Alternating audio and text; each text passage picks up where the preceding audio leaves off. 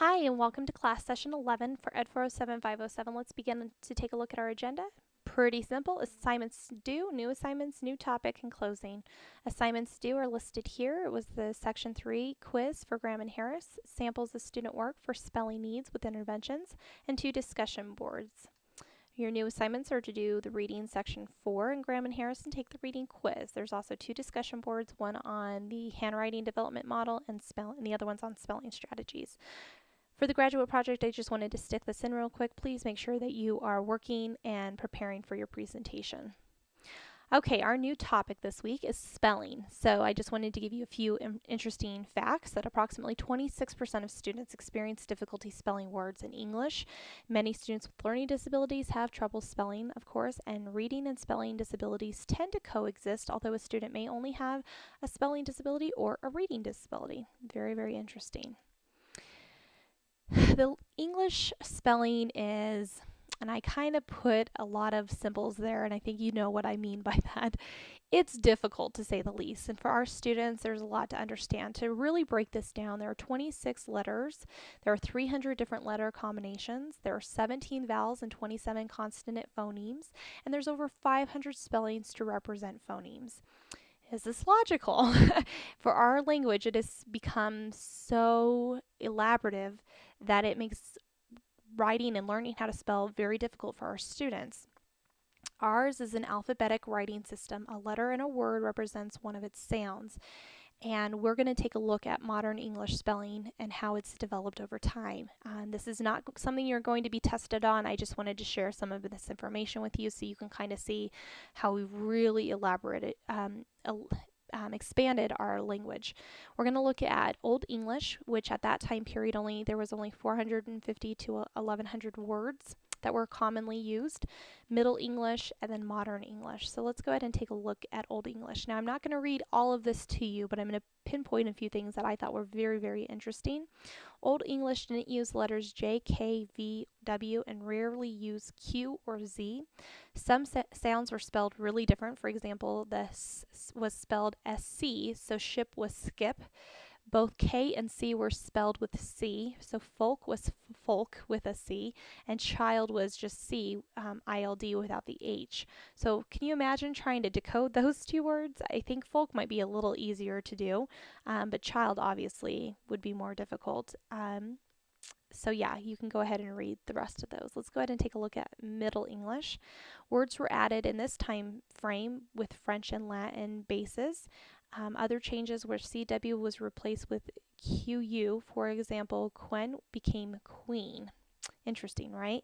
Many words spelled with O and now spelled with U, especially when followed by a letter with a similar shape, such as M, N, or U.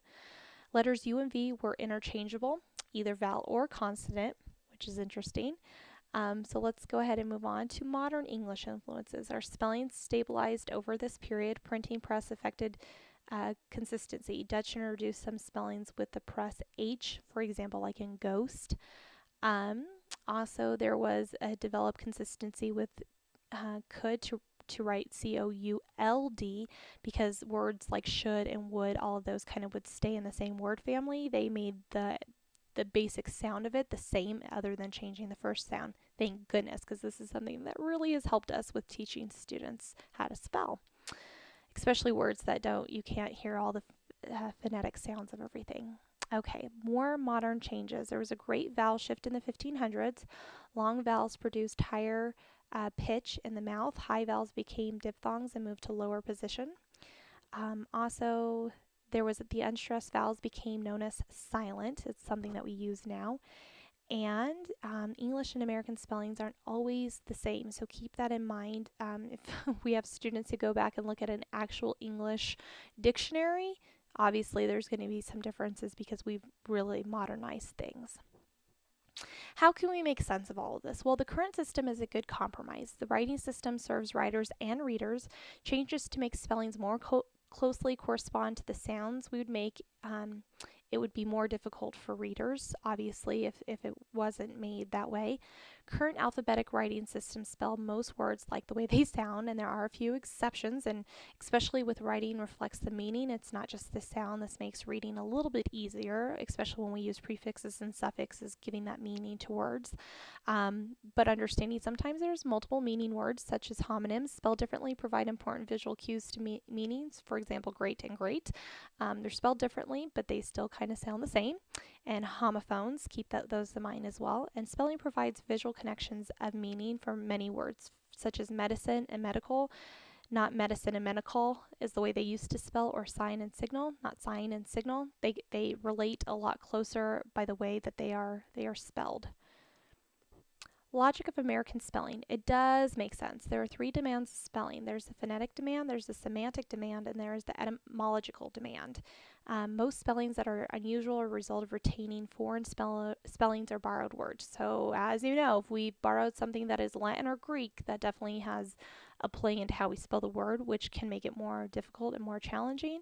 But realizing those different roots, and then study of word histories can really help students understand the spellings. And I know that that's sometimes something that's really overlooked, but if you have time to put that in and have those teachable moments, your students will really benefit from spelling like that.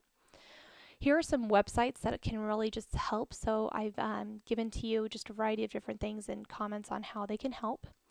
Development of spelling. Phase 1 is learn to spell. Phase 0 is no ability to use letters or invented spelling. Level 1 is the pre-communicative spelling. Level 2 is the semi-phonetic spelling. Number 3 is phonetic spelling. And number 4 is transitional spelling. Phase 2 is correct and automatic spelling. Types of knowledge. There's procedural knowledge to apply the spelling rules. Declarative knowledge is actually like how we spell the words, automaticity to it. And then there's the conceptual, where it's the alphabetic understanding. Certain patterns result in certain sounds, the meaning of word, influence spelling. You thought I was going to get away from these three, didn't you? But nope, I'm incorporating them within writing. We have to keep understanding that there's a balance with our spelling. There's the spelling instruction between the procedural, declarative, and conceptual. And then there's the reading, handwriting, spelling. What you need to know. There's general instruction approaches, word study strategies, commercial programs, teaching activities, and assessments for planning and teaching. Instructional approaches for spelling is role-based instruction, so not based on memorizing specific words, but learning rules that will generalize to untrained words. There's a linguistic approach, the phonics approach, and only teach rules that work at least 75% of the time. So some of the teaching rules that we have with spelling really don't apply all that much to a general rule, so don't teach them. It'll be too confusing for your students.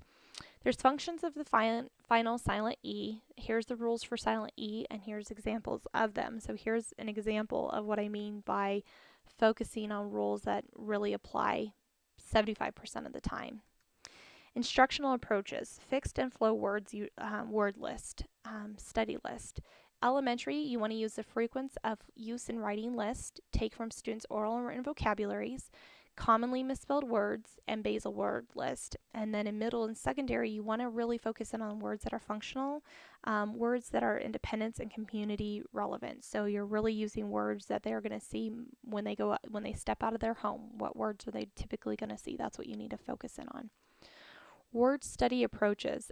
You could do multisensory, and the research from Gillingham and Stillman and Fernald is like amazing when it comes to the multisensory. So I highly encourage you to take a look at those. Next is Johnson and Migglebust. Imitation, the 5-step word study, self-questioning strategy, and using mnemonics. Whatever you do, use only a few words at a time. Never try to have students work on more than 6 to 12 words at a time. Constantly build in periodic retesting and review. Provide that explicit instruction, practice, and feedback. Motivate students to spell correctly. Peer-mediated strategies. Include dictionary training. I cannot stress that one enough. It is very important for our students to understand what a dictionary is for and how to access it. And it doesn't have to take very long. You can even use it on the computer. And then include morphographic instruction as well. Break apart words into smallest versions. For example, unbreakable. Graham and Freeman word study approach is you say the word, you write and say the word, you check the word by comparing it with a model, and then trace and say the word. Write the word from memory and check, and then repeat the first 5 steps. Practice this with a partner if you get a chance. Johnson and Michelbus technique is write the spelling word 5 or 6 different ways, leaving different spaces empty each time. So I've actually done this for spelling tests in general. If I notice a student has consistently been spelling certain of the letters, they are just confused about the words in between, I've been giving them this because it kind of helps them to get to making the word more consistently. That's a strategy I personally have used a lot.